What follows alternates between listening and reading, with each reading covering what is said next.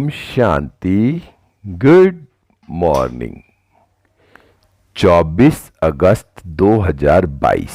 मीठे मीठे बाबा की मीठी मीठी मुरली का मीठा मीठा मनन हम सब फरिश्ते मिलकर बाप दादा के साथ करते हैं। बाप दादा दृष्टि दे रहे हैं और बाबा ने अपना वरदानी हाथ मेरे मस्तक पर रखा और मुझे स्मृति का तिलक लगाया। फिर बाबा ने अपना हाथ मेरे सिर पर रखा और मुझे वरदान दिया, बच्चे सहज सफलता मूरत भव। बच्चे सहज सफलता मूरत भव। बाबा बोले, आज की मुरली से क्या शिक्षाएं ली? मीठे बाबा, आज आपने हमें बहुत प्यारी प्यारी शिक्षाएं दी। बाबा, आज आपने मीठे बच्चे में कहा, मीठे बच्चे, जब तक जीना है पवित्रता का व्रत पक्का रखना है, क्योंकि यह अंतिम जन्म है। पवित्र बनकर पवित्र दुनिया में जाना है।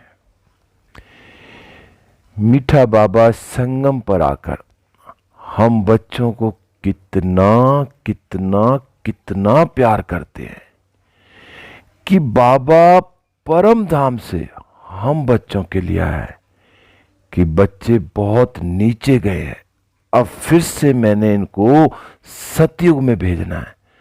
तो सतयुग में जाने की सीढ़ी जो है, बस पहली पहली जो श्रीमत है कि अपने को आत्मा समझ बाप को याद करना है और पवित्र जरूर बनना है।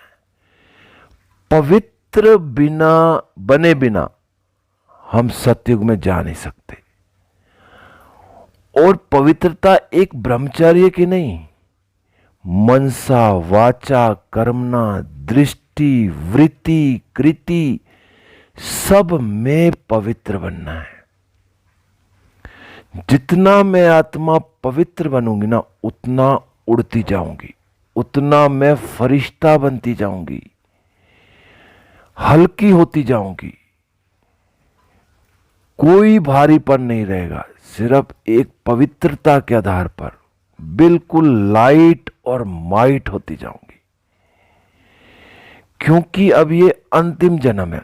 बाबा ने कल भी कहा ना कि जो पुराना मकान है, ये पुराना मकान अब इसको छोड़ना ही है। तो अब जो अंतिम जन्म है, इस अंतिम जन्म में मैं संपूर्ण पवित्र आत्मा बन जाऊं तो मुझे बाबा अपने नैनों पर बिठा के ले जाएंगे। फिर बाबा ने आज प्रश्न में पूछा कि बाप का प्यार व अधिकार किन बच्चों पर रहता है। हाँ, बाबा कई बार मुरलियों में कहते हैं कि तुम मेरे सपूत बच्चे हो या कपूत बच्चे हो, और सपूत बच्चों पर बाबा का बहुत प्यार रहता है। और जो सपूत बच्चे होंगे ना, वो सबूत भी देंगे। किस चीज का सबूत देंगे? कि जो बाबा संगम पर हमें आके पढ़ा रहे हैं ना, हम उसको अच्छी रीति पढ़ते हैं और फिर वो पढ़ाई जब मैं पढ़ लूंगी आत्मा, तो मैं वो दूसरों को भी पढ़ाऊंगी, उसके बारे में बताऊंगी। ये बाबा सबूत मांग रहे हैं। तो मैं आत्मा बाबा की मुरली को रोज अपने अंदर धारण करती हूं। सिर्फ पढ़ना नहीं है, पढ़कर उसको अपने अंदर धारण करना है। जब मैं धारण करूंगी उस मुरली को, तो उन बच्चों पर बाप का सबसे अधिक प्यार रहता है। और जो अच्छी रीति उस मुरली को धारण करेंगे, पढ़ेंगे, वही तो फिर माला में पिरो जाएंगे। अगर मुझे माला का दाना बनना है, अब मुझे पुरुषार्थ के ऊपर है कि 8 की माला में आना है, 108 की माला में आना है, या 16,108 की माला में। तो पूरा पूरा अच्छी तरह पढ़ना है। मुरली मतलब उस मुरली को मैंने अपने अंदर धारण करना है। फिर बाबा ने आज दूसरा प्रश्न पूछा कि भविष्य देव पद प्राप्त करने के लिए अपनी कौन सी जांच करनी है। जांच तो पल पल करनी है, हर कर्म करने से पहले जांच करनी है। क्योंकि बाबा कहता है ना, कोई भी कर्म करो 1-2 सेकंड रुको, बाबा की याद में रहो, फिर कर्म करो। जब हम बाबा को याद करेंगे ना, तो हमसे कोई कर्म गलत होगा ही नहीं। जब बाबा की गोद में बैठ के मैं कर्म कर रही हूं, तो मेरे से कोई गलत कर्म होगा ही नहीं। बाबा की याद में कर्म करना, यही जांच है। अब मैं आत्मा हर कर्म करने से पहले बाबा को याद करती हूं। फिर जो मैं दैवी गुण धारण कर रही हूं, जो बाबा की श्रीमत पर चल रही हूं, चलकर जो मेरे अंदर दैवी गुण धारण आ रहे हैं, उन दैवी गुणों को धारण करने के लिए कौन कौन से विघ्न आते हैं, और उन विघ्नों को युक्ति से उड़ाना भी है। अब उड़ाएंगे कैसे? अगर विघ्न ना आए, विघ्न कब आते हैं? जब हम बाबा की पूरी पूरी श्रीमत पर नहीं चलते, जब हम पावन नहीं बनते, तब विघ्न आते हैं। तो मैं अपने आप को बार बार चेक करूं कि मैं पावन कहां तक बनी हूं। कोई भी कांटा रुकावट तो नहीं डालता। अब अगर अंदर मेरे अंदर कांटा है तो रुकावट डालेगा। इसलिए मेरे अंदर कोई कांटा ही नहीं होना चाहिए।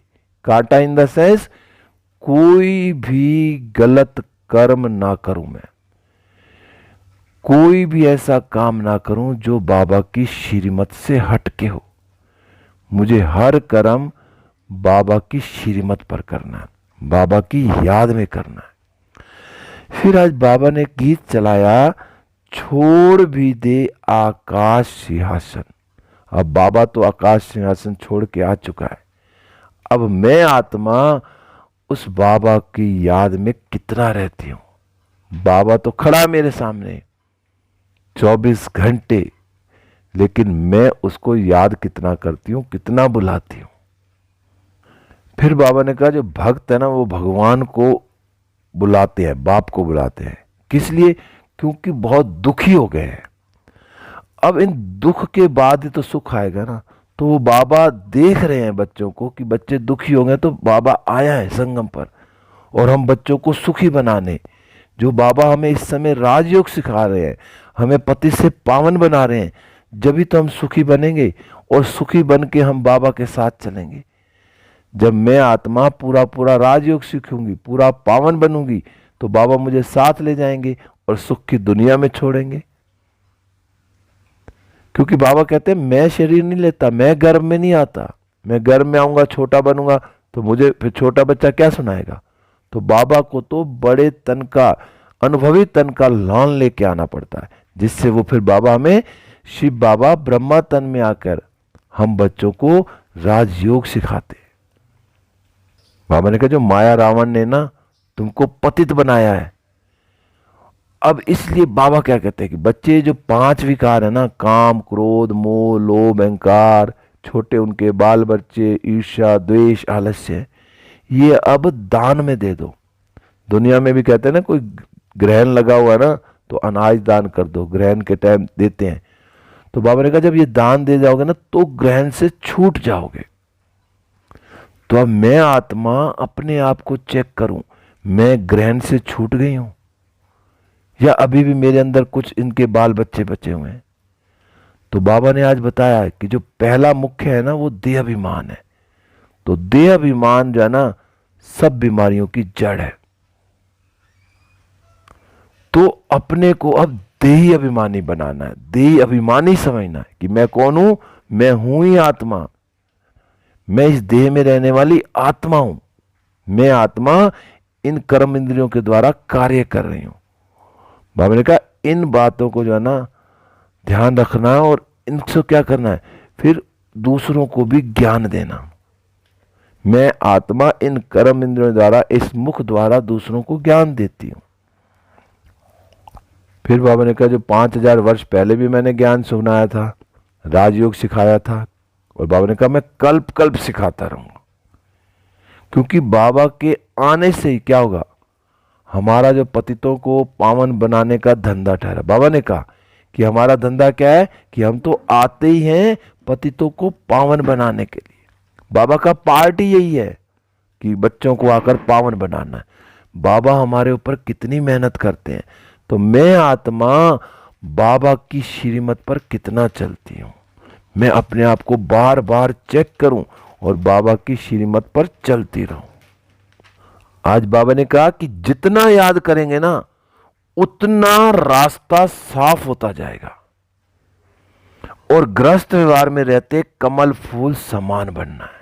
कि मैं बाबा को जितना याद करूंगी तो मेरे आगे कोई विघ्न ही नहीं आएगा, क्योंकि मैं तो बाबा की गोद में बैठी हूं ना। और जब बाबा की गोद में बैठूंगी तो मेरे पैर गंदे होंगे ही नहीं, मैं धरती पर उतरूंगी ही नहीं, और फिर मुझे ग्रस्त व्यवहार में भी रहना है और कमल फूल समान पवित्र भी बनना है। बाबा ने कहा विकार में कभी नहीं जाना, क्योंकि मूल बात ही विकारों की, विकारों के कारण ही तो हम नीचे उतरे। इस समय जो हमारी सारी दुनिया की यह हालत हुई है, किस कारण से? विकारों के कारण से तो ही। अब विकार में जाना बंद करना है, बस बाबा की याद में रह के बाबा की श्रीमत पर चलना है। बाबा ने कहा जो विघन आते हैं ना सबसे ज्यादा स्त्रियों पर आते हैं, फिर वो क्या करते हैं 7 दिन का व्रत रखते हैं। तो मुझे तो हमेशा के लिए व्रत रखना है कि मैं आत्मा इस चीज का व्रत लेती हूं कि मैं कभी भी विकार में नहीं जाऊंगी। जब तक जीना है तब तक पवित्रता का व्रत रखना ही रखना है।